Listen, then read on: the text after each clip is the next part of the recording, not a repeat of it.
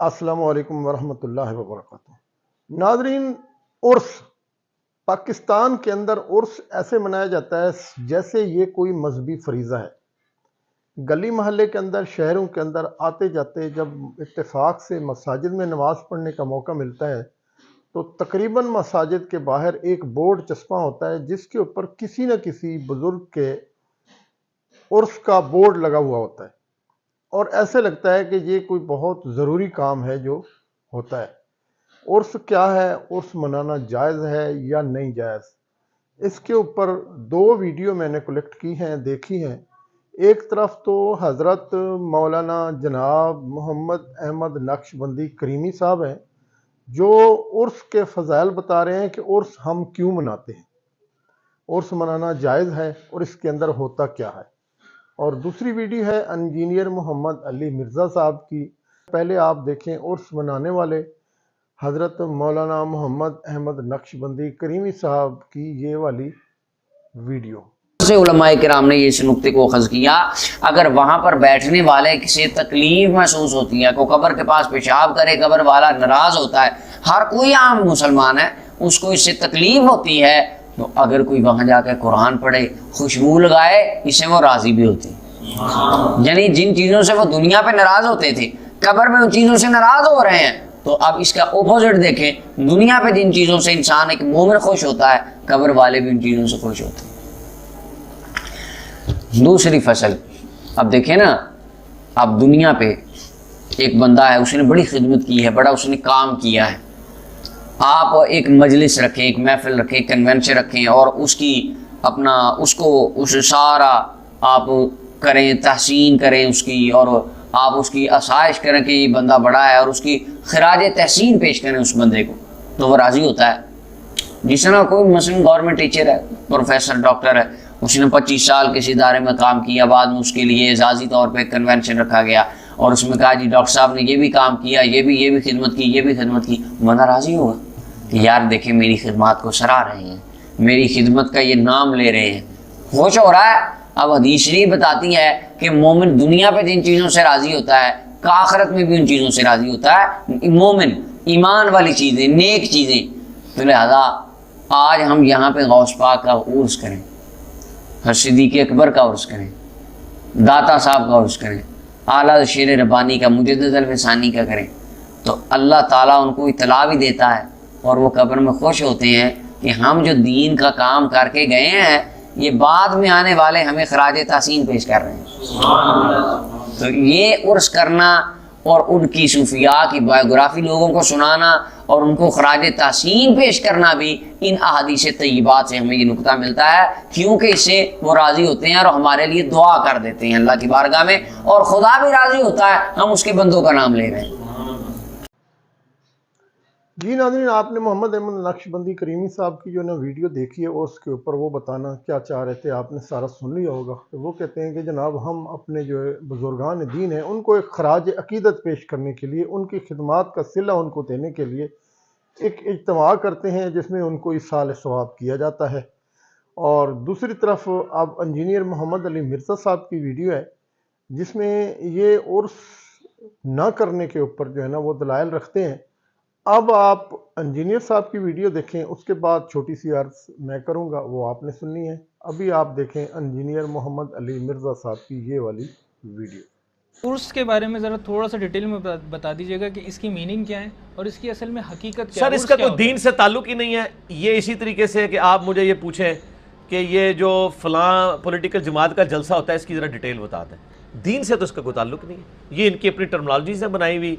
وہ کہتے ہیں جی وہ جو حدیث میں آیا نا بخاری میں کہ پہلی رات کی دلہن کی طرح سو جا، تو وہ اس کو وہ عروس کہا جاتا ہے، اس سے عرس نکالا ہے۔ یہ ساری باتیں بھئی نہ صحابہ کو پتہ تھیں، نہ تابعین کو، نہ تبع تابعین کو۔ یہ اسی طریقے سے جیسے یونس، سورہ یونس میں اللہ تعالیٰ فرماتا ہے جب لوگوں نے کہا کہ یہ ہستیاں میں اللہ کے قریب کر دی، اللہ نے فرمایا تم مجھ سے ایسی باتیں کر رہے ہو جو میرے علم میں تو زمین و آسمان میں کہیں نہیں ہے کہ میں نے کوئی ایسے بندے بنائے ہیں کہ جن کی بات کر کے تم میرے قریب ہو گئے۔ تو یہ زمین و آسمان میں کسی قرآن و حدیث میں عرس والا معاملہ تو کوئی نہیں، لوگوں کی فیبریکیشنز ہیں، اور وہ کہتے ہیں ہم ہر سال مناتے ہیں۔ اگر یہ مناتے ہیں تو حضرت ابوبکر کا عرس کب ہوتا ہے سر؟ یا وہ ولی اللہ نہیں تھے؟ ہاں وہ کہتے ہیں وہ تو صحابی سن، ولی تھے نہیں سن۔ سارے ولی ہوندے تے 100 انہاں دی کرامتاں تے کتاب لکھی ہوندی. شیخ عبد القادر جیلانی کی آپ کرامتیں گنے سارے صحابہ کی بھی جمع کریں نا, ویسے تو ملنی کوئی نہیں ہے, تو ان کے ایک صفحے کے برابر نہیں ہونی ہے, کیونکہ وہ صحابہ اصل میں وہی ولی تھے, باقی آپ کے بنائے ہوئے ولی ہیں. ان کی سند اللہ نے نازل نہیں کی ہے, صحابہ اور اہل بیت کے ولی ہونے کی سند اللہ نے نازل کی ہے. باقی آپ جتنے دعوے کر رہے ہیں وہ آپ کی منہ شگافی ہیں, آپ جس کو مرضی کہتے رہیں ولی, جس کو مرضی بنا لیں, تو اس کی کوئی حیثیت نہیں. کہ اگر کوئی دربار پر صرف دعا کی نیت سے جاتا ہے تو کیا وہ جائز ہے؟ جبکہ حدیث میں آتا ہے قبروں کی زیارت کی اجازت اس لیے دی گئی ہے کہ وہاں جا کر تمہیں موت یاد آئے. بالکل غلط ہے. یہ تو اسی طریقے سے کہ آپ شراب خانے مسلح ڈھونڈنے چلے جائیں کہ جی میں تو نماز پڑھنے کے لیے مسلح لینے آیا ہوں. جو جگہ نبی علیہ السلام کی مخالفت میں بنائی گئی ہیں, ابو داؤد میں حدیث ہے, ایک صحابی نے کہا میں نے مقام بوانا کے اوپر 100 اونٹ اللہ کے نام پہ قربان کرنے ہیں. اللہ کے نام پہ قربان کرنا کوئی برا کام ہے؟ آپ صلی اللہ علیہ وآلہ وسلم, میں کہیں وہاں مشرکین کے زمانے کا کوئی میلہ تو نہیں لگتا تھا؟ ہوتے ہی کوئی کہہ دے کہ جناب یہ حضرت صاحب دی یاداں تازہ ہو رہی ہیں دوبارہ. تو جہاں پہ غلط کام ہوتے ہیں, جو چیزیں غلط بنائی گئی ہیں, وہاں پہ اللہ کے نام کی قربانیاں کرنا بھی منع ہے. تو قبروں پہ جاؤ آخرت کی یاد آئے گی, مزارات پہ جانے کی آخرت کی یاد نہیں آتی. وہاں تو سیلفیاں اور شوٹنگز یہ چیزیں یاد آ رہی ہوتی ہیں. مزارات تو اس وقت یہی بنے ہوئے ہیں, آپ جا کے دیکھ لیں. علی بن عثمان اجویری صاحب کا مزار وہاں پہ کیا بنا ہوا ہے. قبروں پہ جا کے تو آخرت کی یاد, صحیح مسلم کی حدیث ہے کہ قبروں پہ جاؤ تاکہ آخرت یاد ہے. یہ ان قبروں پہ آئے گی جو واقعی قبریں ہوں گی کچی بنی ہوئی, جن سے آپ کو عبرت حاصل ہوگی. جو مزارات بنے ہوئے ہیں یہ تو صحیح مسلم حدیث ہے, قبروں پہ مارتے مت بناؤ, ان کو پکا مت کرو. یہ تو نبی علیہ السلام کی مخالفت میں. یہ تو آپ یہ پوچھ رہے ہیں مجھ سے کہ جی سینمے میں اسلامی فلمیں دیکھنی چاہیے یا غیر اسلامی. میں کہوں گا سینما ہی غلط ہے, فلمیں تو بعد میں ہوگا. تو دربار بنانے ہی غلط ہے, جانا تو چھوڑ دیں. قطعاً کسی ایسے کام کو سپورٹ نہ کریں جو نبی علیہ السلام کی مخالفت کے اوپر ہے. اچھا, اگلا سوال ہے کہ جی مزارات والے عورتوں کو کیوں نہیں روکتے؟ میرے بھائی یہ تو آپ انہی سے جا کے پوچھیں کہ وہ عورتوں کو مزارات پہ آنے سے کیوں نہیں روکتے. خود امام رضا بریلوی صاحب نے ایک کتاب لکھی ہے جس پہ انہوں نے لکھا ہے کہ عورتوں کی قبروں پہ حاضری حرام ہے. حالانکہ ہم نے صحیح الاسناد حدیث سے ثابت کی ہے. آپ یوٹیوب پہ جا کے لکھیں عورتوں کی قبروں پہ حاضری, صحیح مسلم سے میں نے احادیث ثابت کی ہیں کہ عورتیں بھی قبروں پہ جائیں گی اور انہوں نے بھی درس عبرت حاصل کرنا ہے. البتہ ترمذی میں, ابو داؤد میں ایک حدیث ہے کہ جو کثرت کے ساتھ عورتیں قبرستان جاتی ہیں ان پہ اللہ کے نبی کی لعنت ہے. کبھی کبھار تو عائشہ سے جانا بھی ثابت ہے, اور نبی علیہ السلام نے حکم عام دی ہے.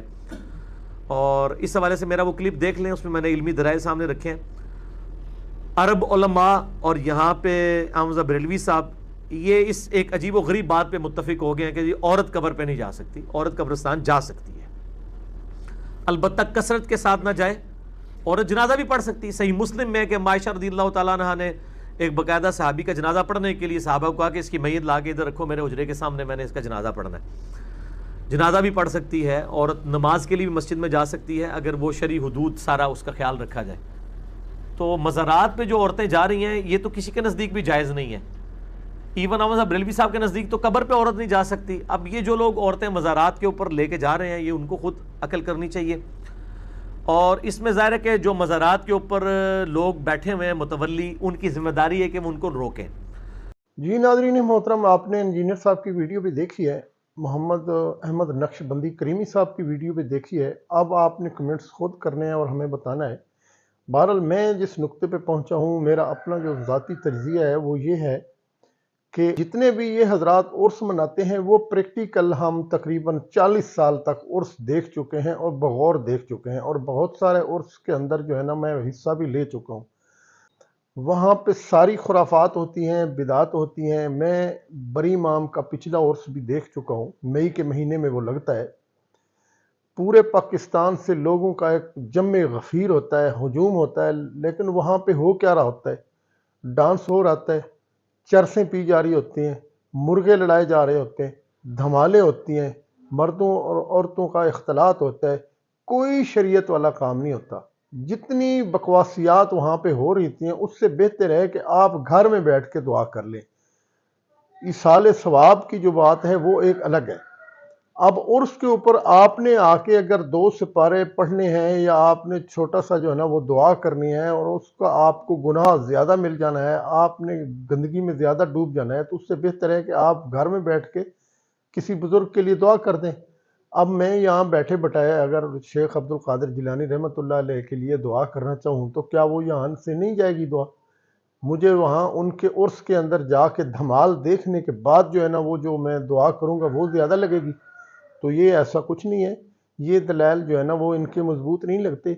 और फिर वहाँ पे हकीकत बात ये है, मैं सच्ची बात आपको बता रहा हूँ कि कुछ भी नहीं होता। कहीं पे कोई 2 बंदे आके दुआ कर रहे होते हैं, वो रूटीन के, बाकी सिर्फ अय्याशियाँ कर रहे होते हैं। और वो अय्याशियाँ करने के लिए वहाँ शुगल मेले के लिए वहाँ नमाज़ों का एहतमाम नहीं होता, मस्जिदें खाली पड़ी होती हैं, लोग वहाँ बैठ के जनाब तमाशे कर रहे होते हैं। तो उन तमाशों से बेहतर है कि आप बुजुर्गान दीन के इसाले सवाब के लिए जो है ना वो घर में बैठे बैठाए दुआ कर दें। वैसे तो अगर आप 5 वक्त के नमाजी हैं तो आप जब नमाज के अंदर अतहियात में बैठ के दुआ करते हैं तो वो दुआ तमाम मोमिनीन सालिहीन के लिए ऑटोमेटिक हो जाती है। इस तरीके से हर बंदा दिन को 5 दफ़ा जो है ना वो सालिहीन के लिए, बुज़ुर्गों के लिए, वालिदैन के लिए, नेक लोगों के लिए दुआ करता है। तो जो दुआ के तरीके हैं वो नबी अकरम सल्लल्लाहु अलैहि वसल्लम ने वाकई बता दिए। तो हम अगर उन तरीकों को फॉलो करें तो मेरे ख्याल में वो तरीका बेहतर है। बाकी आप कमेंट्स करके हमें बता दीजिए। आपका बहुत बहुत शुक्रिया। अस्सलामु अलैकुम वरहमतुल्लाहि वबरकातुहू।